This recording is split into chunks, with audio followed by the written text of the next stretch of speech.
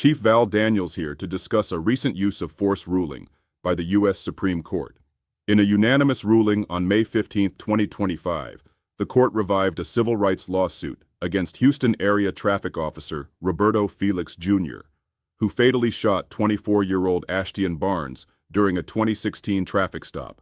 The case arose when Felix pulled Barnes over for unpaid tolls, and Barnes drove away. Standing on the doorsill of the vehicle as Barnes sped away, Felix shot him in self-defense. Barnes's mother, Janice Barnes, sued under United States Code Section 1983, alleging excessive force. Lower courts dismissed the suit, citing the Fifth Circuit's moment of threat analysis. The court overturned the Fifth Circuit's dismissal of the case, which had relied on a narrow moment of threat doctrine, limiting review to the seconds before the shooting. Writing for the majority, Justice Elena Kagan emphasized that the Fourth Amendment requires courts to consider the totality of circumstances, including an officer's actions leading up to the use of force, as established in the 1989 Graham v. Connor precedent. This ruling strengthens protections for evaluating California peace officers by establishing an analytical framework that balances the officer's tactical decisions against the suspect's threat, while affirming that a genuine and immediate threat can justify deadly force, even if the officer made errors in judgment. The court's opinion mirrors California Penal Code Section 835A(e)(3)'s requirement to include the conduct of the peace officer and the subject leading up to the use of force. Both frameworks reject a narrow focus on the instant of force deployment and mandate a broader contextual analysis. The court held that reckless or unreasonable actions, e.g., escalating a minor stop into a deadly encounter, could weigh against the reasonableness of force, but do not automatically negate a justification defense. Courts must also consider the suspect's actions, and the immediacy of the suspect's threat is often the most important and fact-intensive factor.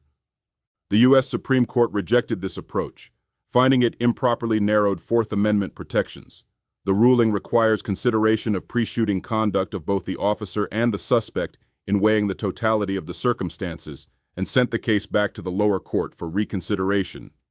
While the decision affirms the definition of totality of the circumstances set forth in AB 392, Penal Code Paragraph 835A(e)(3), the court did not determine whether Felix's alleged escalation of the danger negated the reasonableness of his use of deadly force in response to the threat posed by Barnes's actions.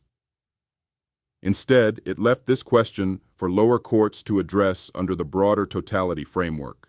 While the decision arguably opens new avenues for police liability, consideration of whether an officer's actions prior to a shooting helped create the danger they later claim justified deadly force was held to be one of many reasonableness factors.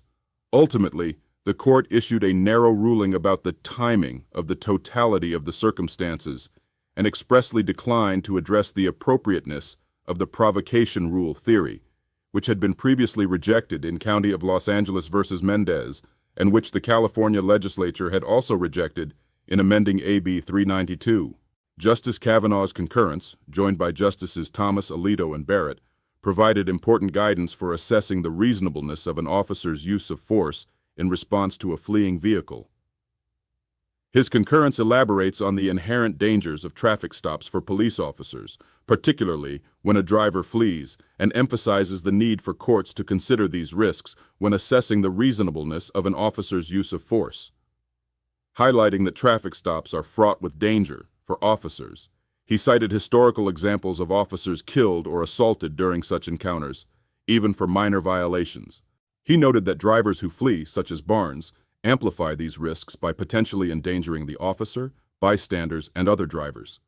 Fleeing in the face of a minor violation may also indicate more serious criminal activity, such as possession of illegal drugs, weapons, or involvement in violent crimes, as illustrated by cases like Timothy McVeigh and Ted Bundy, who were apprehended after traffic stops. The concurrence outlines the limited and risky options available to an officer when a driver flees. 1. Letting the driver go, which may embolden dangerous behavior and pose public safety risks. 2. Pursuing the driver, which can lead to hazardous high-speed chases. 3. Shooting at the vehicle's tires, which is often ineffective and dangerous. Or 4. Physically intervening, as Felix did by jumping onto the vehicle. Kavanaugh stresses that none of these options are safe, requiring officers to make split-second decisions in tense, uncertain, and rapidly evolving circumstances.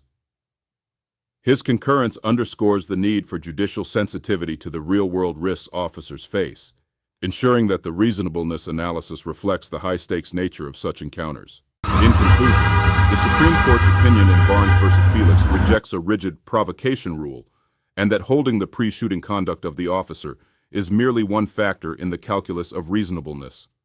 By avoiding clear guidance on the weight such conduct should be afforded, the opinion does open the door for continued scrutiny of tactical decisions.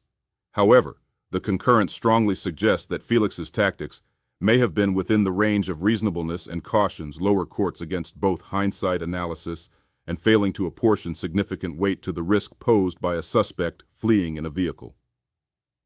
In sum, the court confirmed that for a justification defense to be nullified, the officer's conduct would need to be so egregious that it outweighs the immediacy of the suspect's threat in the reasonableness calculus, aligning closely with California's framework under Penal Code Paragraph 835A.